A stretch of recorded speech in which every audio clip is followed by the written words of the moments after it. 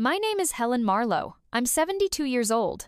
I live in Minnesota, just outside the small town of Wayzata, in a house my husband Wesley and I built with our own hands. It sits on the shore of Lake Minnetonka. If you've never heard of it, it's a wonder.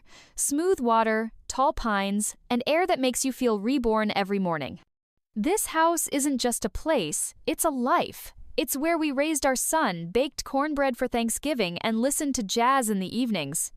Here I was a wife, a mother, a hostess, sometimes even the captain of our little boat when Wesley jokingly handed me the oar.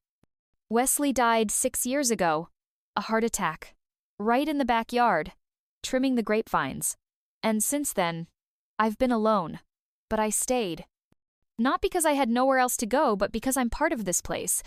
Like the pines, like the front porch step that creaks she always meant to fix it but never did.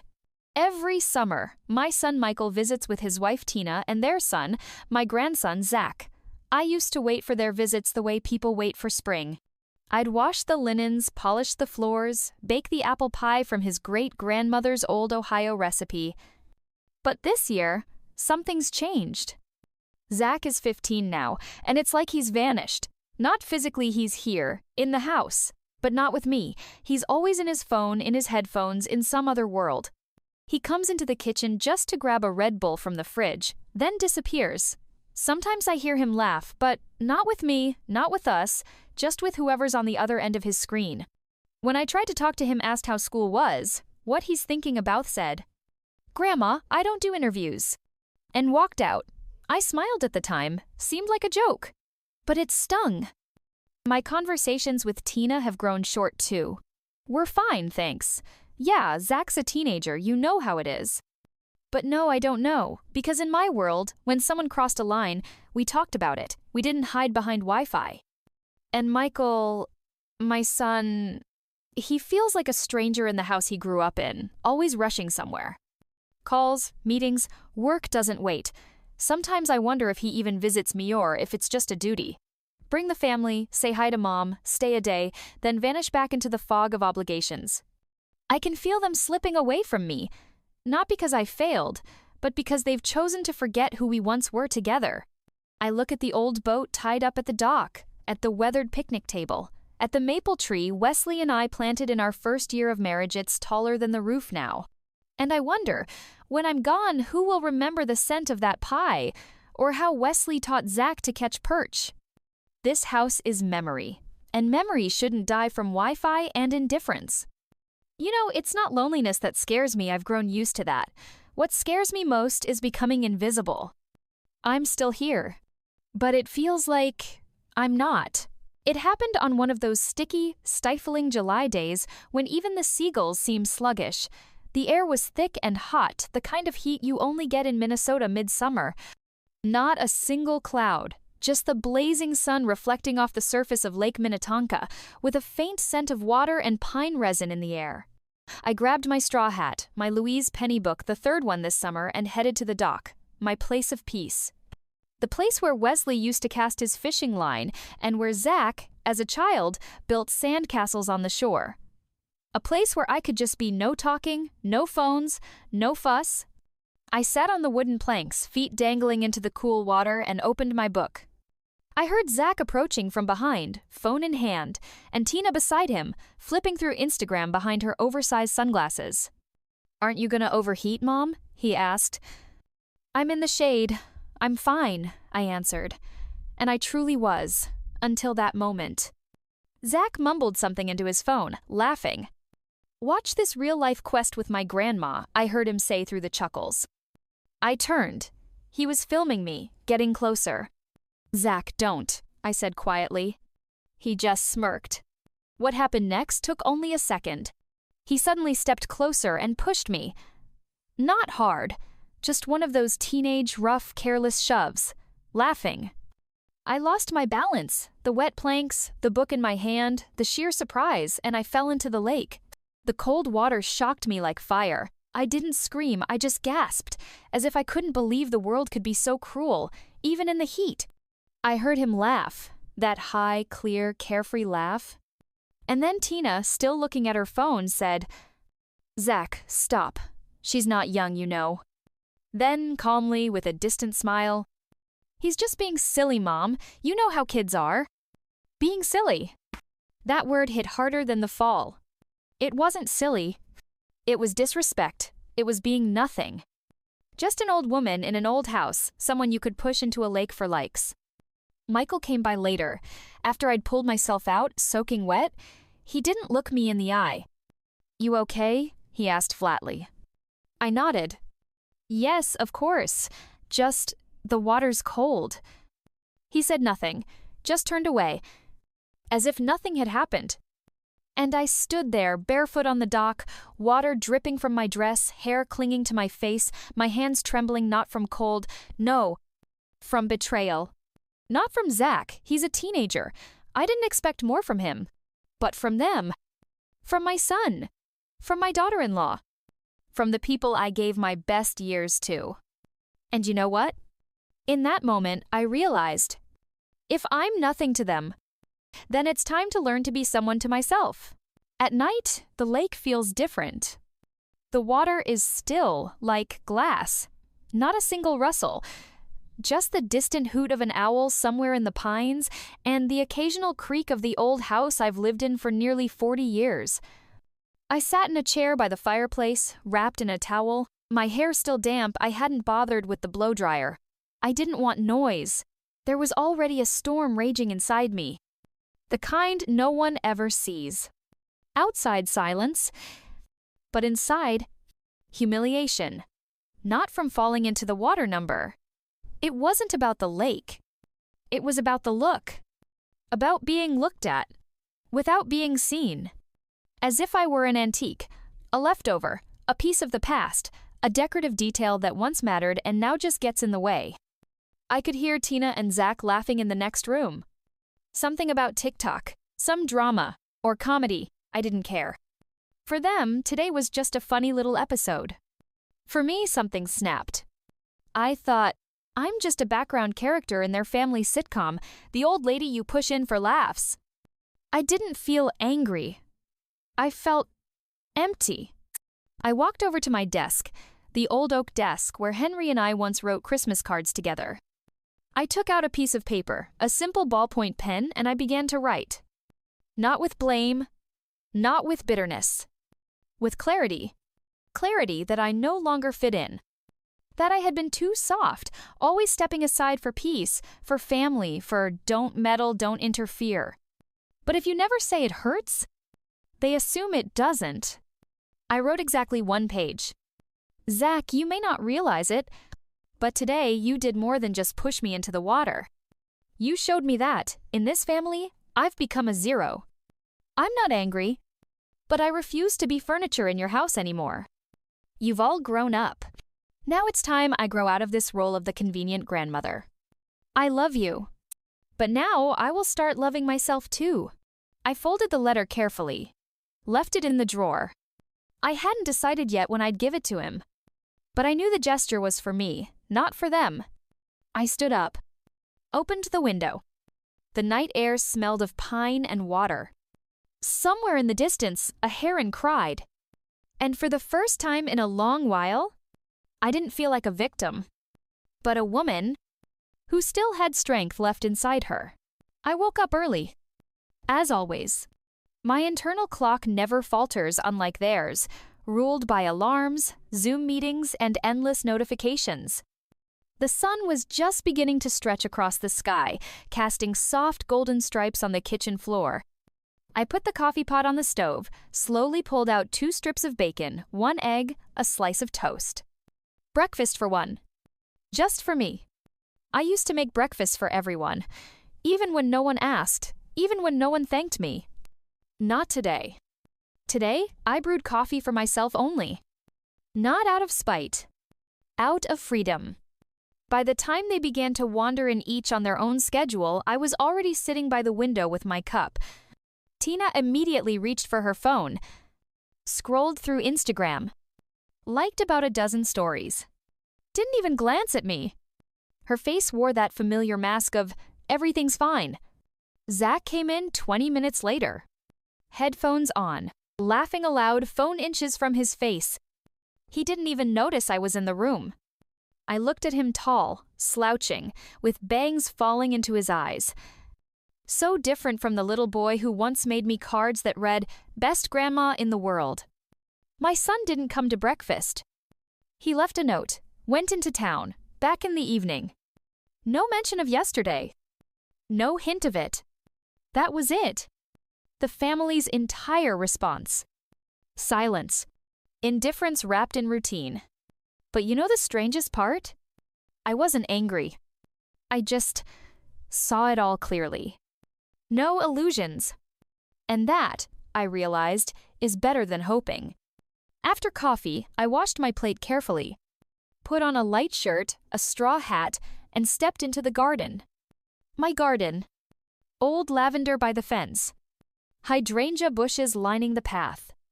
The tomato bed I started with Henry years ago. There on the earth, with the smell of wet grass and the soft hum of cicadas around me, I finally felt peace. In this morning, in this quiet disregard, in this kitchen where I was no longer a servant, I was reborn. I no longer wait. I no longer serve.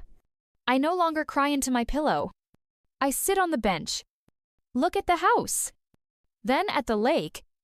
And I think you didn't even notice when you lost the warmest thing you had. I no longer need their recognition. I have a plan. And finally, I have myself. I left early. Before they were awake. Before the toaster popped, before Zach put on his headphones, before Tina turned on the hairdryer. I left a note on the table.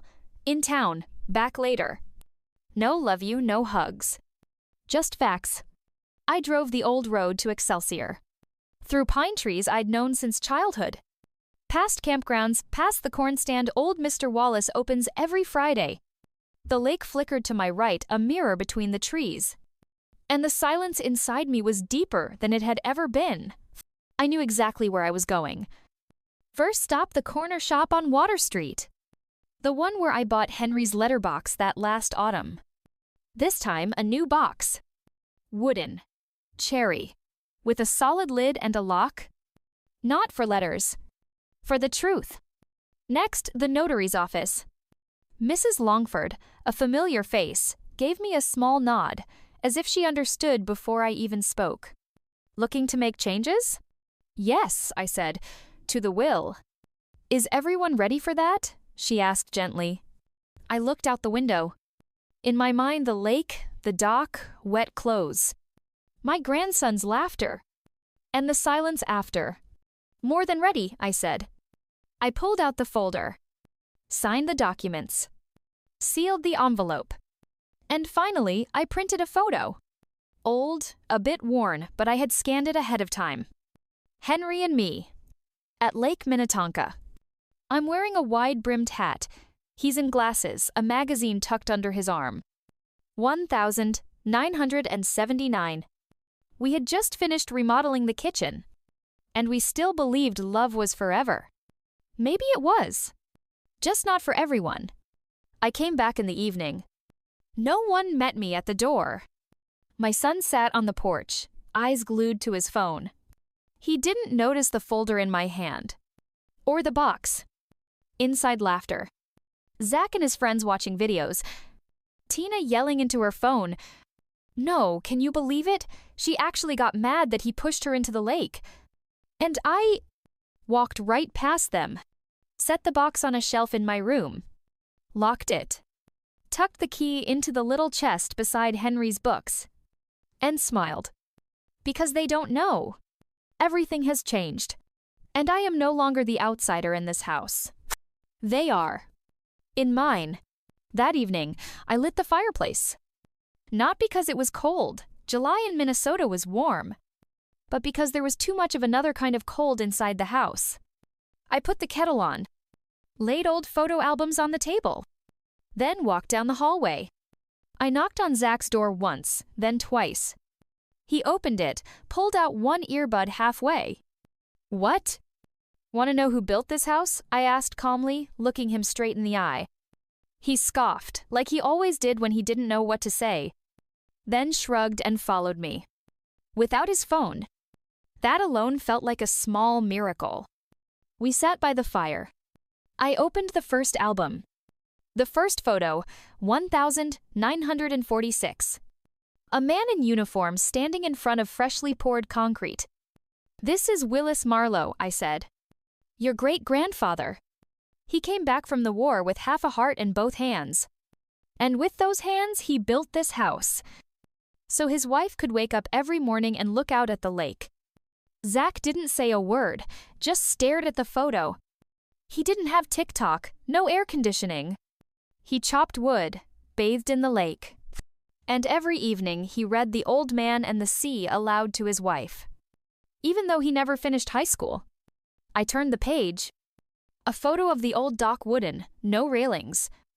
Henry and me in the background. I'm young, in a flowered dress. He's in a white shirt holding me at the waist. Your grandfather and I kissed for the first time on that dock. I was scared of falling. He held on tight. Zach asked, quietly. Did he used to live here in the summers too?" "Yes," I said. "Henry and I spent nearly every June, July, and August here. You took your first steps here. You built towers with blocks by this very fireplace. I even saved one of them until you knocked it down yourself." I looked at him. "And then one day, you pushed your grandmother into the lake." He looked down immediately. I didn't think I didn't let him finish. "Willis Marlowe, your great-grandfather. He wouldn't have laughed if he'd accidentally pushed his mother into the lake. And if he'd done it on purpose, he would have jumped in after her. Then sat by the water until he figured out what he'd done wrong." Zach stared into the fire. And then, in a whisper, "Sorry, Grandma." I said nothing. Just closed the album. Set it on the table. And poured him a cup of tea. Raspberry with cinnamon. Like when he was little. We sat together. And I knew something in him had shifted.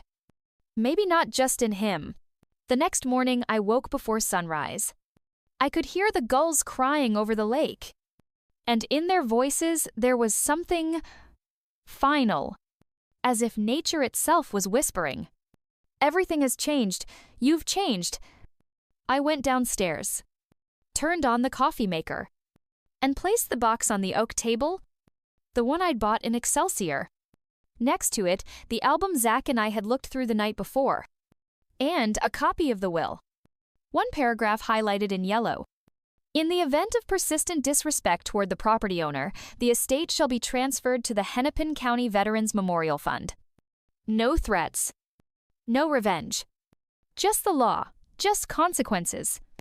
Half an hour later, Tina walked into the kitchen, wearing leggings and headphones, sipping her morning smoothie. She was chewing the straw when she noticed the box. She opened it, read the paper inside. "Is this some kind of joke?" Her voice trembled, though she tried to smirk. "Helen, are you serious?" I didn't answer. Just took a sip of coffee. And sat back down. A moment later, my son walked in. Wearing his university t-shirt, with the face of a man tired of all conversations. He picked up the document, read it, blinked. "Mom, you're not joking?" "Never," I said calmly. Tina stood frozen. "You want to give this house to some fund? After everything? After all these years?" "After all these years of what, Tina?" "The silent looks? The missing thank yous? The laughter when your son, my grandson, thought it was funny to push me into the lake?" Zach appeared in the doorway. In pajamas, barefoot. He'd heard everything. He lowered his eyes, said nothing. My son whispered, "Mom, maybe, let's just stay calm, okay? No drama." "This is calm," I replied. For the first time in a long while. I stood up. Placed the key to the boathouse on top of the box. Looked at them all. This house was built with bare hands. This house is more than walls. It's memory. And respect. If respect is gone, then memory will find other guardians. Silence settled over the room. Thick and heavy, like the mist over the lake in the early hours. I turned and walked out to the garden. Behind me, I left the box. Left the decision. And maybe left them their last chance. If they still knew what to do with it.